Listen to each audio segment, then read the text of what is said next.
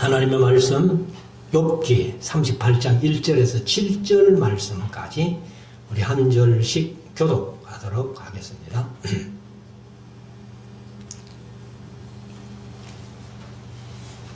때에 여호와께서 폭풍 가운데서로서 욥에게 말씀하여 가라사대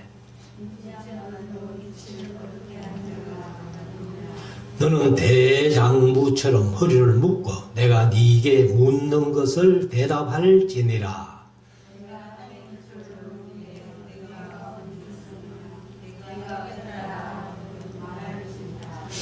누가 그 도량을 정하였었는지 누가 그 준성을 그 위에 띄었었는지 내가 아느냐.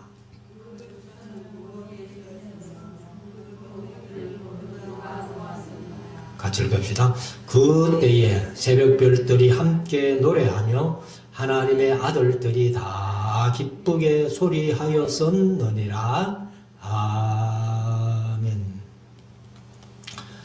이제 우리 말씀을 묵상하는 시간인데요. 오늘은 욥기 38장 말씀을 우리가 함께 나누기를 원합니다. 조금 길게 41절까지 있는 말씀입니다만 1장부터 이제 욥이 재산 다 잃고 또 온몸에 악창이 나가지고 친구들이 욥을 위로하기 위해서 찾아와가지고 하도 기막힌 그 모습을 보고 일주일 동안 아무도 말을 못하고 그렇게 있다가 이제 3장에서 욥이 자기 생일을 저주하는 그런 모습을 보고는 이제 4장부터 엘바스 빌다 소발이 돌아가면서 8번 욥에 대해서 정죄하는 그런 변론을 했고 그때마다 이제 욥은 꼬박꼬박 대답을 다 하죠. 그래서 이제 엘바스 빌다 소발은 그 변론하는 것이 점점 짧아지는데 욥은 오히려 점점 길어지는 모습을 보았고 그리고 이제 욥과 엘바스 빌다 소발 세 친구가 변론을 끝내고 나니까 엘리후란 젊은 친구가 31장부터 37장까지 혼자서 길게 떠든 그런 모습을 우리가 지난 시간까지 묵상을 했습니다. 오늘은 이제 38장부터 41장까지는 제가 늘 강조해서 말씀드렸습니다만 인간들이 입을 다무니까 욥도 엘바스 빌다 소발도 엘리후도 떠들다가 입을 다무니까 비로소 하나님께서 말씀하시는 거예요. 그래서 오늘 제목을 폭풍 같은 하나님의 말씀 이렇게 정해서 말씀을 드립니다만 여기 1절에 폭풍 가운데로서 욥에게 말씀하여 가라사대 이렇게 이제 얘기를 합니다. 여기 꼭 욥에게 이렇게 얘기를 했습니다만은 과연 하나님이 욥에게만 말씀하셨겠는가? 엘바스 빌다 소발, 엘리후도 마찬가지지만 오늘날 우리 성도들을 향해서도 내가 네게 묻는 말을 하면 대답해봐라. 그래서 욥이 나중에 42장에 가면은 아무 말도 못하고 그냥 입을 가리울 뿐입니다. 이렇게 이제 고백하는 겁니다. 그래서 우리가 하나님의 말씀을 말씀으로 받아들이면은요, 인간이 할 말이 없어요. 그래서 우리가 신앙생활을 항상 말씀 중심, 이렇게 하나님의 말씀 중심을 가지고 신앙생활 하면은 인간들이 떠들 게 없다는 겁니다. 그래서 우리가 이제 이 욥기 38장 하나님께서 어떻게 욥에게 또 엘바스 빌다 소발 엘리후에게 말씀하셨는가 하는 말씀인데 자 1절부터 때에 여호와께서 폭풍 가운데로서 여기 이제 폭풍이라고 얘기를 합니다만 폭풍도 되지만은 뭐 우리가 일반적으로 말하는 건 이제 태풍이죠. 태풍. 근데 태풍은 이제 바람만 부는 게 아니에요. 사실은 비를 동반해가지고 비도 얼마나 오는지 그래서 개역 개정은 폭우라고 그렇게 번역을 했어요. 그래서 이제 폭풍 가운데로서 욥에게 말씀하여 가라사대. 그러면 이제 말씀드린 대로 1차적으로는 욥에게지만은 그 옆에 있는 엘바스 빌다 소발 엘리후 역시 다 하나님의 말씀을 들어야 되는 건데 2절 무지한 말로 이치를 어둡게 하는 자가 누구냐. 그러면 욥도 엘바스 빌다 소발도 나중에 엘리후도 그들이 얘기한 것이 다 하나님 보시기에는 이치를 어둡게 했다고 하나님이 그렇게 말씀을 하는 겁니다. 그래서 우리가 이제 욥기를 읽어보면은 사실 뭐 응가히 맞는 것 같은데 하나님 보시기에는 그렇게 밖에 얘기하고 있지 않다는 겁니다. 이치를 어둡게 하는 자가 누구냐 이렇게 하죠. 그러면서 3절을 보면은 너는 대장부처럼 허리를 묶고, 허리를 묶는다는 것은 힘을 쓰기 위한 겁니다. 그래서 허리를 묶고 내가 네게 묻는 것을 대답할지니라. 그래서 사실 이제 38장부터 41장까지 하나님께서 쭉 물으시는데 몰라요. 요즘 뭐 하도 과학이 발달하고 좀 그래서 이제 대답할 게 들어있는지는 모르겠습니다만은 그 당시 창세기 시대, 욥이 살던 시대가 아브라함과 동시대라고 그렇게 공부 시간에 말씀드렸습니다만 창세기 시대에 그 문명이나 이런 것들이 얼마나 발전해서 대답할 수 있었을까 하는 거예요. 그래서 욥이 이제 사실 입을 가리우고 아무 대답도 못하는 겁니다. 4절에 가면은 이제 질문을 하는데 내가 땅에 기초를 놓을 때에 네가 어디 있었느냐? 네가 깨달아 알았거든 말할지니라. 여러분들 지금 사람이 생기지도 않았어요. 땅에 기초를 놓을 때니까. 근데 뭐 제가 이제 강좌 시간에 말씀드렸습니다. 이 지구의 연령이 6,000년이다. 그건 맞지 않습니다. 창조과학자들이 지금 지구의 연령이 6,000년이라고 그렇게 얘기를 하는데 아니에요. 창세기 1장 1절에 태초에 하나님이 천지를 창조하시니라 했을 때에 지구를 언제 창조했는지 말이 없어요. 해와 달과 별은 사실 여섯째 날? 아니 넷째 날 창조하죠. 그럼 이제 차라리 해가 6,000년이라는 것은 어느 정도 신빙성이 있는 거예요. 근데 지구는 언제 창조했는지 모릅니다.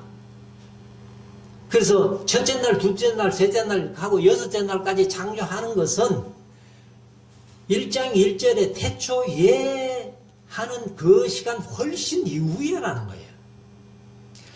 그래서 사실 뭐 하나님께서 이 우주 만물을 창조하시면서 땅에 기초를 놓을 때에 욥이나 엘바스 빌다 소발 엘리후 저와 여러분들에게라도 이 질문을 하면 누가 대답하겠어요? 그래서 제가 이제 부교육자 시절에 청년들이나 학생들이 이렇게 질문을 좀 고상한 걸 많이 하죠. 하나님이 뭐 예를 들면은 선악과를 왜 만들었어요? 왜 만들었는지 이유는 성경에 없습니다. 단지 하나님께서 만들어 놓고 선악을 알려 하는 나무의 실과는 따먹지 마라. 먹는 날에는 정령 죽으리라.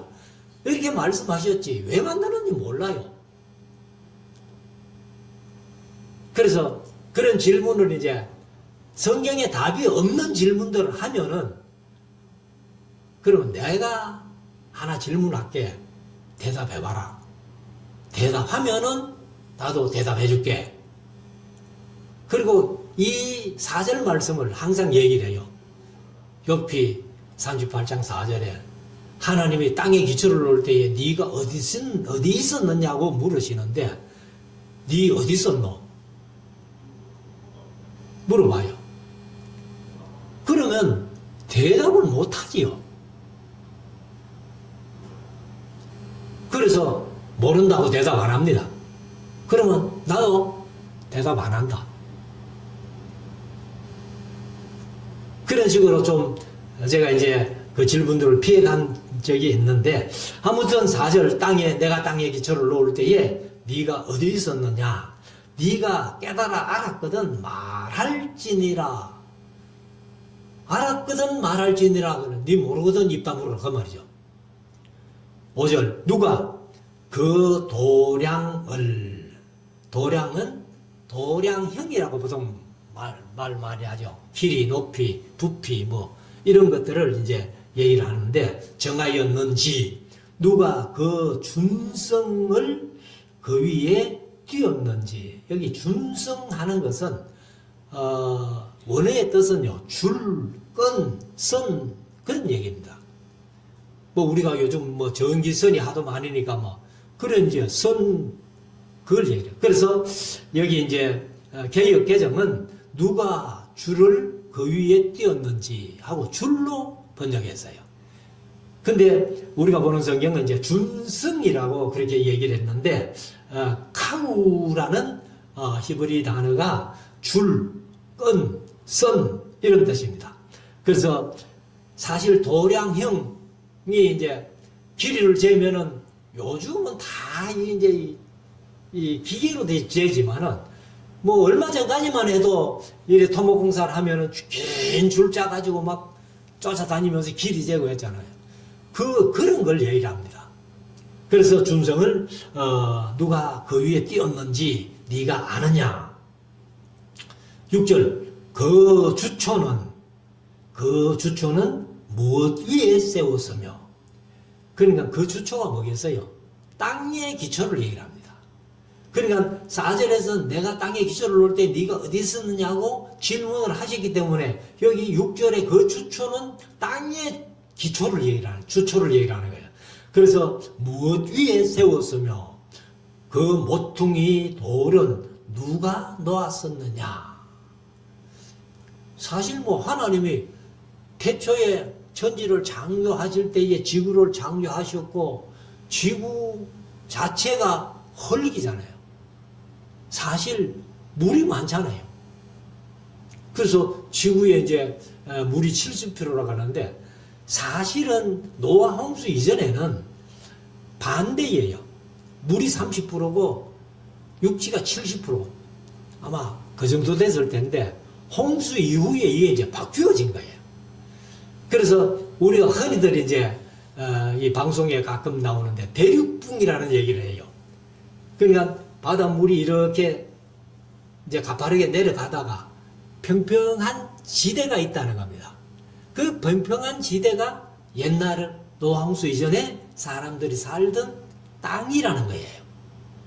그렇게 바꾸어 보면은 노홍수 이전에는 사실 땅이 70%, 물이 30% 그렇게 됐다는 건데, 아무튼 이제 이게 바뀌어져 가지고 물이 70%, 땅이 30% 뭐 이렇게 얘기를 합니다.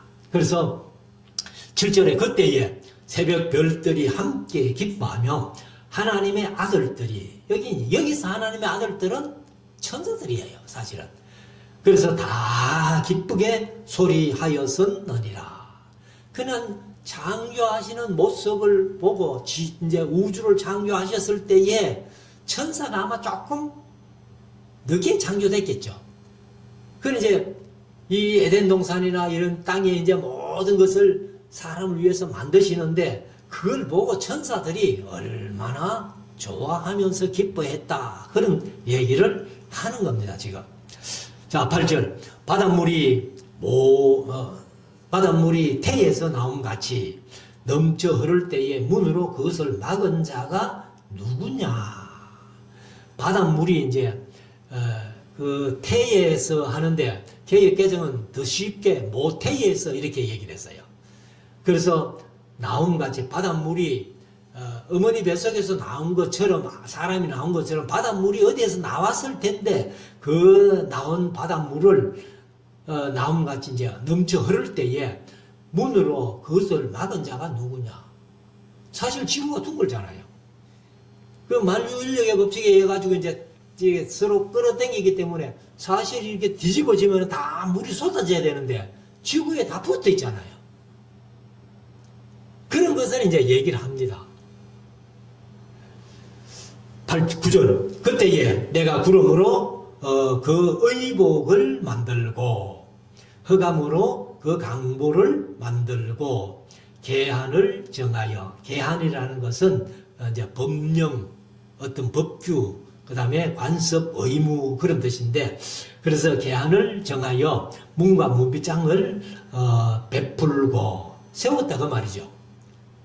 문과 문빗장을 세우고 11절 이르기를 너희가 여기까지 오고 넘어가지 못하리니, 그 네가 하는 것은 뭐예요?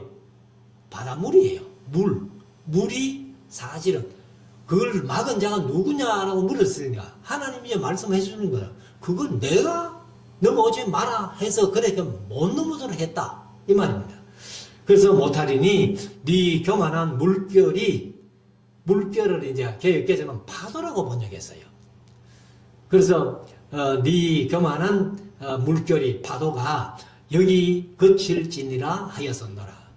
그러니까 이제 파도가 아무리 심하게 쳐도 인간들이 이제 이 옹벽을 만들든지 뭐 이렇게 해가지고 못 넘어올 수도 있지만은 하나님께서 어느 일정 기간 이상은 못 넘어오도록 하나님께서 그렇게 만들어 놓으셨다는 겁니다. 그래서 여기서 거칠지니라 하였었노라. 하나님이 그렇게 했다는 거죠. 자, 12절. 네가 낳은 날부터 누구를 향해서? 욥을 향해서.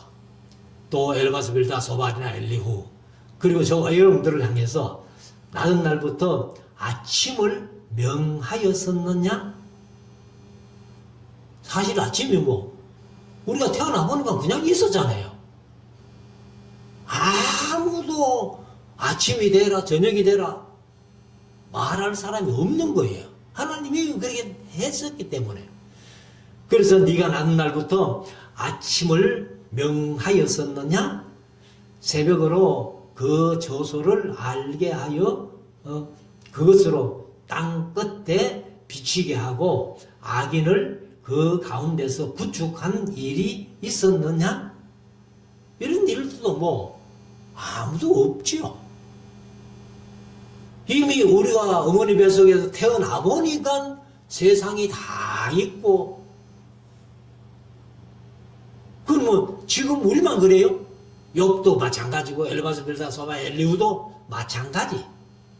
하나님께서 질문하시는 질문에는 아무도 대답할 사람이 없는 겁니다.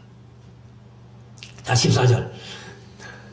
땅이 변화하여 진흙에 인친 것 같고 만물이 옷같이 나타나되. 그러면 땅이 변하여 진흙에 인친 것, 인친다는 것은 이제 도장을 찍는 겁니다. 도장을 찍는 것 같고 만물이 옷같이 나타나되 악인에게는 그 빛이 금한 바 되고, 악인에게는 하나님의 빛이 막혔잖아요. 그걸 얘기하는. 그리고 그들의 높이 든 팔이 꺾이느니라. 그래서 악인들은 하나님께서 그 빛을 안 비추시고, 그리고 악인들의 팔이 이제 높이 들렸다는 것은 이건 이제 교만을 얘기하거든요. 그러니까 하나님께서 그런 사람들은 다 팔을 꺾어버렸다. 그래서 하나님이 꺾이게 하신다는 거예요. 그래서 15절, 16절에 가면은 네가 바다 근원에 들어갔었느냐? 지금은 바다 속을 어느 정도는 들어가잖아요. 잠수함을 타든지 뭐 어떻게 하든지. 그 당시에는 아무도 바다에 그렇게 깊이 들어가 본 사람이 없을 거란 말이에요. 그래서 네가 바다 근원에, 근원은 이제 샘이죠. 바닷물이 솟아. 아마 하나님도 그걸 인간들에게는 쉽게 표현하기 위해서 그렇게 표현하신 것 같아. 바닷물이 이제 어떤 샘에서 솟아나는 것처럼 이렇게 말씀하셨는데, 그때 거기 니 가봤나 하는데 누가 가봤겠어요? 그래서 들어갔었느냐? 깊은 물 밑으로 걸어 다녔었느냐? 이렇게 다녀보았느냐? 요즘은 이제 말씀드린 대로 뭐 잠수함을 타든지 뭐 이렇게 하면은 좀 바다 밑을 구경도 하고 하지만은 그 당시에는 일절 바다 밑은 구경도 못할 시대. 17절 사망의 문이 네게 나타났었느냐? 사망의 그늘진 문을 네가 보았었느냐? 사람이 이제 죽는 거. 그냥 욥이 계속해서 뭐라고 말씀했어요? 하나님, 이유를 모르겠거든, 모르게 하시겠거든, 날 데리고 가 있어. 내가 죽었으면 좋겠다. 그런 표현을 했잖아요. 근데 이제 여기 사망의 문이 네게 나타났었느냐? 너 지금 죽을 때가 멀었어, 그 말이야. 한마디도 말씀은. 그래서 사망의 그늘진 문을 네가 보았었느냐? 죽음 가까이 갔댔느냐, 그 말이죠. 근데 이런 말씀들 보면은 욥이 죽을 일은 없어요. 왜? 마귀에게 욥을 몸을 쳐서 시험하되 생명에는 손대지 말라고 하나님은 말씀하셨기 때문에 마귀도 감히 지 맘대로 욥을 죽이지를 못하는 거예요. 그래서 이제 이 죽음까지 가봤나? 이제 그런 표현인데, 18절. 땅의 넓이를 네가 측량하였었느냐? 사실 지금은 지구의 넓이가 대충 뭐 얼마나 된다 이렇게 알잖아요, 표준은 보통. 근데 그 당시에는 전혀 이런 계산은 안 나오는 겁니다. 그리고 다 알거든 말할지니라 했는데 한마디도 대답 못하는 거예요. 욥도 마찬가지, 엘바스 빌다 소발도 마찬가지. 자, 그리고 이제 19절에 가면 광명의 처소는 어느 길로 가며 흑암의 채소는 어디냐. 그러니까 이제 이 광명의 빛도 어딘가는 있겠고 흑암의 어두움도 어딘가는 있는데 그걸 네가 아느냐, 어딘지 아느냐? 예, 전혀 모르지요. 지금도 뭐 과학이 발달해도 이 광명의 빛이 어디서부터 비치는지, 뭐 태양에서 비친다는 건 알죠. 근데 세상 사람들은 창세기 1장에 나타난 빛이 있으라 하는 태양 외의 빛, 그 빛은 모르는 거예요. 자, 20절. 네가 능히 그 지경으로 인도할 수 있느냐? 그 집의 길을 아느냐? 이게 이제 광명에 쳐서, 어둠에 쳐서, 흑암에 쳐서 이런 것들 그 길 네가 아나? 그렇게 이제 질문합니다. 21절. 네가 아마 알리라. 네가 그때에 낯선나니 너의 연수가 많음이니라. 그러니까 이 하나님께서 이제 욥에게 네 나이가 좀 많은 거 보니까 그거는 알 것도 같다 이런 표현인데 사실 욥이나 엘바스 빌다 소발이나 그 빛이 가는 길, 어둠이 가는 길 모르는 겁니다. 22절. 네가 눈 곳간에 들어갔었느냐. 이거 눈입니다. 눈. 영어로 스노우. 하늘에서 눈이 내려오는데 어디서 내려오는지,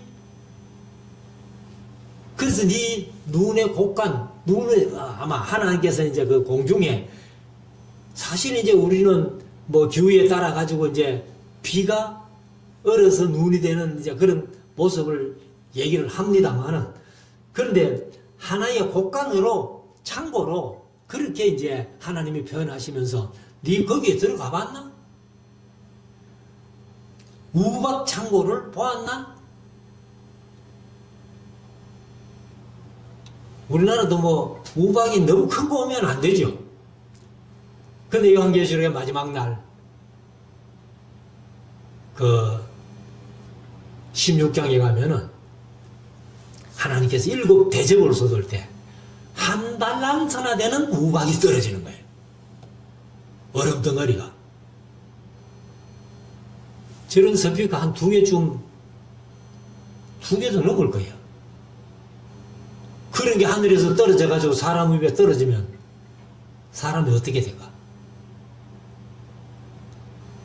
사람이 몸무게로요, 공중에서 떨어가지고 땅에 떨어지면은 그냥 살이 다 찢어져가지고 튀어버려요. 시체를 알아보기 힘들 정도로. 저도 뭐 아직 그런 모습을 못 봤는데 그 얘기는 많이 들어봤어요.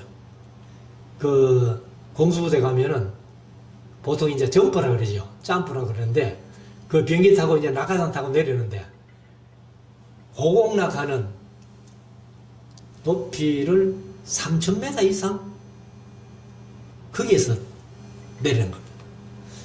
저희들이 이제 제가 군대 생활할 때 그 점프할 때는 높이 400m에서 뛰내리는 거예요. 그 400m에서 내려가지고 낙하산이 안 펴지면은 사람 몸무게에 가속력이 붙어가지고 땅에 떨어지면은 살이 완전히 다 찢어가 튀어버리고 형체를 알아보기 힘든다는 거예요. 그런데 그런 우박 창고 니 가봤나? 23절 내가 환난 때와 전쟁과 격투의 날을 위하여 이것을 저축하였노라. 그 저축해놨다는 것이 개역개정은 남겨놨다는 거예요. 그래서 우리가 이제 그 성경에 보면은 우박장도 있었잖아요. 그러니까 그걸 하나님께서 때로는 인간들에게 그거를 이제 한번 우박으로 인간들을 멸망시키기도 하고 이렇게 하기 위해서 남겨놨다는 겁니다. 저축하였노라. 24절 광명이 어느 길로 말미암아 뻗치며 동풍이 어느 길로 말미암아 땅에 흩어지느냐. 이게 이제 광명은 역시 빛입니다. 빛인데 그 빛이 어느 길로 말미암아 뻗치며 동풍이 어느 길로 말미암아 흩어지느냐. 동풍, 동쪽에서 부는 바람을 얘기를 합니다. 근데 그것이 뭐 바람은 사실 이제 성경에서 얘기를 하잖아요. 어디서 와서 어디로 가는지는 바람이 사람 눈에 안 보이잖아요. 바람은 안 보이는데 이 사물에 바람이 부딪혀가지고 이게 이제 사물에 흔들리는 걸 보고 아는 거지. 바람의 길은 인간들이 잘 몰라요. 근데 요즘은 이제 기상 관측을 하는데 바람의 크기까지 뭐 속도까지 다 관측해서 이제 미리 예보해 주잖아요. 자, 25절 누가 폭우를 위하여 선이 폭우를 홍수입니다. 홍수. 물이 범람하는 거. 그래서 이제 개정을 홍수로 번역했는데 우리는 폭우로 번역했어요. 폭우를 위하여 홍수를 위하여 그 길을 내었으며 우레의 번갯길을 내었으며 그러니까 홍수의 길을 누가 냈노? 그래서 우리나라가 지금 이제 태풍이 필리핀에서 보통 발생해가지고 올라오거든요. 올라오면은 대만을 거치고 중국을 거쳐가지고 와가지고 제주도 때문에 태풍이 우리나라로 올 게 일본으로 가는 경우가 많다는 겁니다. 그래 일본 사람들이 막 제주도 한라산 저거 없애버려야 되는데 그럴 수 없잖아요. 근데 지금은 다 예보해가지고 어느 쪽으로 가겠다까지 다 나오는데 그 당시에는 이렇게 물으면 아무도 모르죠. 그래서 누가 폭우를 위하여 길을 내었으며 우레의 번갯길을 내었으며 26절 사람 없는 땅에 사람 없는 광야에 비를 내리고 사실 뭐 사람이 사는데 비가 너무 와서 곤란하고 근데 그렇기 때문에 이제 하나님께서 때로는 사람 없는 광야에다가 비를 뿌리기도 하신다 이제 그 말이죠. 그래서 27절 황무하고 공허한 토지를 촉촉하게 하고 비가 오면은 이제 그래서 사막 같은 데도 뭐 전혀 비가 안 오는 건 아니니까 그래 물만 이렇게 비가 조금이라도 오면은 생명들이 싹이 나가지고 그렇게 이제 자라는 모습들을 보게 되죠. 그래서 황무하고 공허한 토지를 촉촉하게 하고 연한 풀이 나게 하였느냐. 누가 그랬노? 그러니까 인간은 모르지만은 하나님은 아시잖아요. 그럼 내가 했다 그 말이죠. 28절 비가 아비가 있느냐? 비가 족보가 있어요 없어요? 없죠. 그래서 아비가 있느냐? 있을 방울은 누가 낳았느냐? 이슬도 참 신기하잖아요. 성경에 보면 이제 이슬이 많이 나오는데 그 하나님이 그렇게 하시는 겁니다. 제가 어릴 때는 이슬 그 물을 아침에 이렇게 걸러가지고 무면 좋다고 해가지고 그 뭡니까 가재처럼 천 그거 가지고 풀을 이렇게 이제 천을 썩 이래 하면은 이슬이 천에 묻잖아요. 그럼 그걸 짜가지고 그거 좋다고 묻기도 했어요. 아무튼 이슬 방울을 누가 낳았느냐? 29절 얼음은 네 태에서 났느냐? 사실 얼음이 네 태에서 난 건 아니죠. 기온이 내려가니까 얼음이 어는 거죠. 그리고 공중의 소리는 누가 낳았느냐? 뭐 누가 놓기는 하나님이 다 그렇게 창조하실 때부터 그렇게 했기 때문에 있는 거죠. 30절 물이 돌같이 굳어지고 물이 돌같이 굳어지는 게 뭐예요? 얼음이 오는 거죠.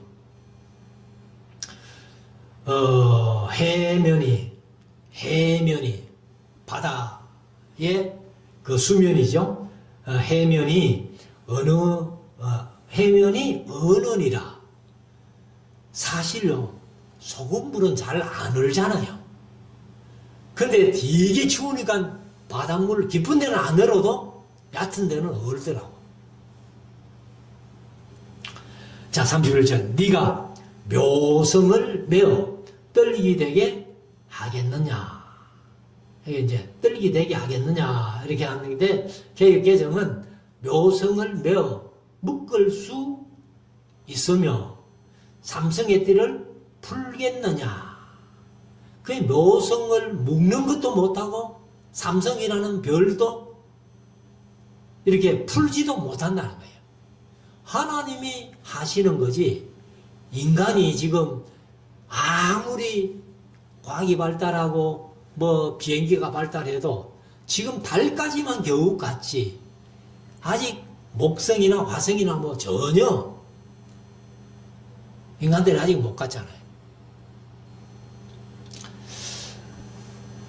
자 32절 네가 12궁성은 이제 별자리들을 얘기를 합니다. 12별자리들을 얘기를 하는데 때를 따라 이끌어 내겠느냐. 그 북두성과 그 속한 별들을 인도하겠느냐. 이런 것들은 이제 다 오늘날 12금성도 인간들이 이제 알아내가지고 하고 뭐 다 하잖아요. 근데 그거를 누가 했노 하면은 아무도 대답 못하죠. 그 오직 하나님만 하실 수 있다라고 얘기할 수밖에 없는 겁니다. 그리고 33절에 네가 하늘의 법도를 아느냐. 하늘의 법도가 뭔지도 모르죠. 그 하나님이 섭리하는 대로 하늘도 움직이고 그렇게 하는 겁니다. 사실은. 그래서 법도를 아느냐. 하늘로 그 권능을 땅에 베풀게 하겠느냐. 이런 질문에도 한마디도 욥도 엘바스 빌닷 소발 엘리후도 대답을 못한 겁니다. 자, 34절. 네 소리를 구름에 올려 큰 물로 네게 덮이게 하겠느냐. 네가 구름을 명해가지고 막 그렇게 한들 구름이 비를 내려가지고 큰 물로 하는 것은 홍수겠죠. 네게 덮이게 하겠느냐. 이렇게 할 수 있다 하면은 세상에 비가 안 와가지고 기우제 지내고 할 필요가 없잖아요. 우리가 고함 쳐가지고 막 비를 오게 할 수 있다면. 35절 네가 번개를 보내어 가게 하되 그것으로 네게 우리가 여기 있나이다 하게 하겠느냐. 번개를 명해가지고 그런 얘기 하기 전에 번개불에 그냥 죽는 거죠, 사람은. 36절 가슴 속에 지혜는 누가 준 것이냐. 욥, 엘바스 빌닷 소발 엘리후 너희들 지혜롭다고 하는데 그 지혜 누가 줬노?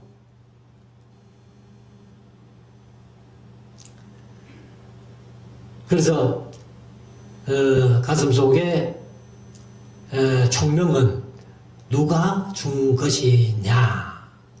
37절 누가 지혜로 구름을 계수하겠느냐. 구름을 셀 수 있어요, 없어요?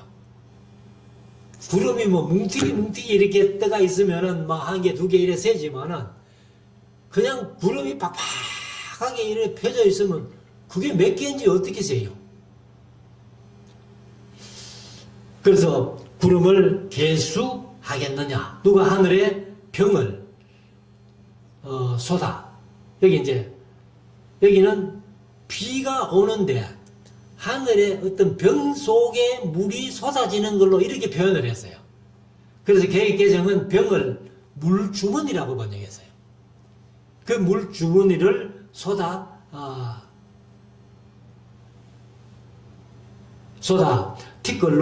티끌은 이제 흙입니다. 흙. 진흙을 이루며 흙덩이로 서로 붙게 하겠느냐.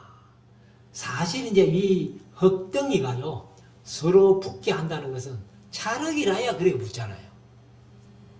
마사토 같은 거는 잘 안 붙지요. 그래서 이제 모래도 안 붙는데 세멘트나 이렇게 접착제를 섞으면은 단단한 벽돌이 되고 이렇게 합니다만은 이 티끌로 진흙을 이루며 흙덩이로 서로 붙게 하겠느냐. 아무도 할 수 없는 겁니다.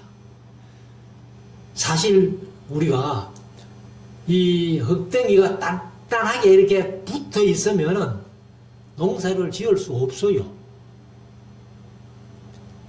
이제 좀 진흙이라도 이제 뿌리라도 박을 수 있는 정도의 어떤 그런 게 돼야 이제 농사가 되지. 그래서 차라리 이 모래흙, 잘 뭉쳐지지 않는 그런 흙들이 농사를 짓기가 더 좋다는 거예요. 자, 39절. 네가 암사자를 위하여 식물을 사냥하겠느냐. 암사자를 위하여 이제 사냥하려면은 사람이 암사자한테 묶여 죽죠. 그리고 젊은 사자의 식량을 채우겠느냐. 그냥 사람이 사냥에다가 사자를 먹여 채워주려면요, 아마 정신없을 겁니다. 그러다가 자칫 암사자가 배가 고프면 사람을 잡아먹을 텐데. 자, 40절. 그것들이, 이제 사자들이요. 암사자나 젊은 사자. 그것들이 굴에 엎드리며 삼림에 누워 기다리는 때에니라. 누워 기다리는 때에니라. 누워 기다리는 것은 사실은 배가 안 고프다는 얘기예요. 사자가요, 아무리 먹을 게 많아도 지 배부르면 사냥 안 한다는 겁니다. 영국 BB에서 만든 동물의 왕국 하도 방송에 많이 나왔기 때문에 그런 건 우리가 이제 알죠. 마지막 41절.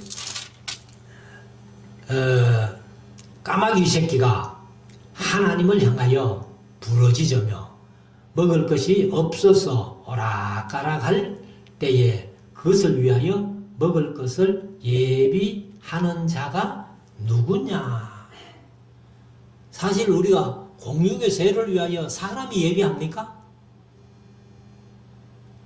그래서 성경은 공중의 새 한 마리도 하나님께서 먹이시고 키워주신다는 겁니다.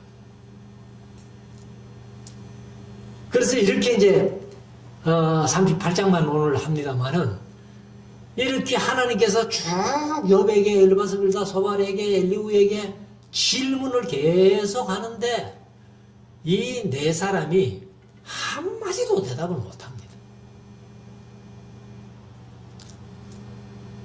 그래서 우리가 제가 늘 강조해서 말씀드린 대로 인간이 떠들면 하나님 말씀할 수 있는 시간이 없어요.